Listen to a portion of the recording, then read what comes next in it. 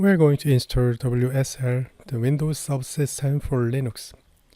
Here is the official link. You can get more detailed information in this link.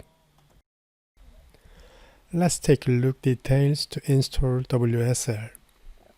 First, we need to open PowerShell and enable an option by typing the command dism. The command dism is one of the system management commands which can be used to service and prepare Windows image. Press the Windows key, type PowerShell, and then choose Run as Administrator. In the PowerShell window, type the dism command with the option like that.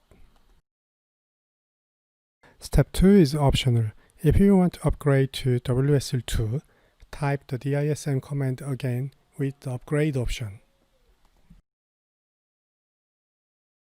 And then open the Microsoft Store and select your favorite Linux distribution.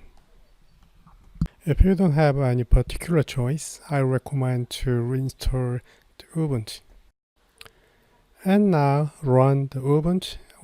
When you run Ubuntu first, you need to make a new user account and password. Now we are ready to enjoy the Linux as a subsystem in Windows. We can use all Linux commands in this bash shell windows.